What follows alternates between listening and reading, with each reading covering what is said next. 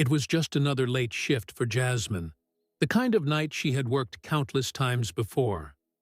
The kind of night where the fluorescent lights hummed quietly, where the smell of grease and fried food clung to her clothes long after she left, and where she carried trays heavier than her tired body wanted to handle. She had learned to push through exhaustion. She had learned to smile even when her feet ached. Because in her world, working hard wasn't a choice. It was survival. Jasmine was young, just in her 20s, with dreams bigger than the small apartment she went home to each night. By day, she attended classes, studying with the hope of someday moving beyond restaurant shifts and small paychecks. By night, she worked long hours at the diner, saving every dollar to help her mother and to keep herself afloat. Life wasn't glamorous. It was about stretching tips to pay rent, about fixing second-hand shoes instead of buying new ones, about keeping her head down so she could keep moving forward. Most customers never noticed her. To them, she was just another waitress, someone who refilled their water, cleared their plates, and disappeared into the background. Some were kind enough to smile, others impatient and dismissive, but Jasmine had built up armor over the years. She told herself their words didn't matter. She told herself she was more than the way they looked at her, more than the way they brushed her off. But deep down, she still felt the sting of invisibility. She still felt what it meant to be seen as less. That night, though, would be different. At table 6 sat a man whose presence filled the room before he even spoke. A billionaire CEO dressed in a suit so sharp it looked like it had never been touched by a wrinkle. His watch gleamed under the soft lights. His shoes shined like mirrors. He was the kind of man others whispered about, the kind of man newspapers followed, the kind of man who believed he owned every space he entered. To the staff, he wasn't just another customer, he was someone you didn't want to anger. To Jasmine, he was simply table 6. She had no idea that walking toward him with a tray in her hands would change her life forever. She balanced the plates carefully, approaching with the same polite smile she always wore. Her voice was soft but steady as she greeted him and his colleagues. She placed each dish in front of them with precision, careful not to spill, careful not to falter. But before she could finish, his voice cut through the hum of the restaurant. "Stupid girl, do you even know how to do your job?" The words weren't just insulting.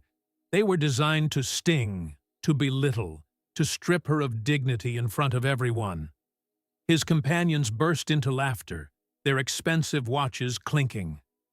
As they clapped the table, egging him on. To them, it was entertainment. To Jasmine, it was humiliation. Heat rose in her cheeks. She froze, standing tall but trembling inside. She had been called names before, brushed off, dismissed. But this was different. This wasn't about spilled water or a wrong order. This was personal. It was about her skin, her identity, her worth. The room shifted. Forks hung midair, conversations died. Diners turned their heads, eyes darting between Jasmine and the billionaire. The staff behind the counter glanced nervously at one another, but no one stepped in. Even her manager looked away, pretending to be busy with receipts. Support wasn't coming. She was alone. The CEO leaned back, smirking, his voice low but cutting. "People like you should be grateful just to stand in this room." His friends chuckled, nodding along, feeding his arrogance. Jasmine's chest tightened. She thought of the bills stacked on her kitchen table, of her mother's sacrifices, of every night she'd spent trying to prove she was worth more than what the world told her. And here, in front of strangers, he tried to erase all of that, with a single sentence. But then, something shifted.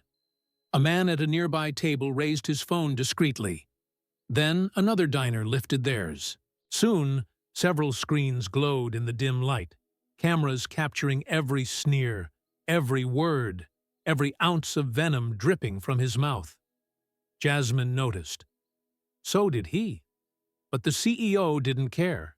His arrogance was blinding.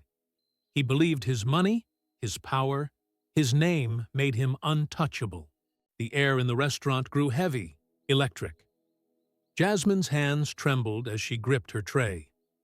And then it slipped. A plate shattered against the floor, shards scattering like echoes of her breaking spirit. Gasps erupted from the crowd. The CEO threw his head back in laughter, louder now, crueler. "Pathetic," he spat. But this time, the laughter wasn't joined by the room. Instead, the silence was broken by the sound of voices. A woman from across the restaurant stood and shouted, "That's enough!" All eyes turned. Another voice followed, firm and unyielding. Then another. And suddenly, the crowd was no longer silent spectators. They were witnesses refusing to stay quiet. The CEO's smirk faltered. He glanced around, noticing the phones, the faces, the growing tide of defiance rising against him. For the first time, the power he believed he commanded slipped through his fingers. And in that moment, Jasmine understood. She didn't need to fight him alone. The truth was already fighting for her. Within hours, the videos spread like wildfire. Millions watched as the billionaire mocked, sneered, and humiliated a young black waitress. Headlines exploded. Social media erupted with outrage. Investors pulled out, board members resigned, and deals worth billions vanished in an instant. His empire crumbled, not with drama in boardrooms, but with silence from those who once praised him. Money couldn't buy him a shield from the truth. For Jasmine, the night ended in exhaustion. Her hands still trembled, her heart still carried the weight of humiliation. She hadn't asked to be a symbol. She hadn't wanted revenge. All she wanted was to do her job, to be treated with dignity. Yet somehow, her pain became the spark that forced the world to look closer at itself. Because this was never just about one waitress and one billionaire. It was about every person who has been forced to bite their tongue in the face of disrespect. Every worker who has been made to feel invisible. Every person who has been told their worth is measured by someone else's prejudice. Jasmine's life continued, but it was forever changed. The cameras had shown the world her vulnerability, but also her strength. And in that strength, others found courage to speak up. Cinematic, photorealistic image of Jasmine standing alone in the restaurant dining room after closing. She gazes into the empty space where the confrontation happened, her apron folded in her hands. Her eyes show a mix of pain, resilience, and quiet strength. Dim light falls across her face, creating a solemn, reflective mood. This is the symbolic closing shot, asking viewers to reflect. Emotional, cinematic storytelling.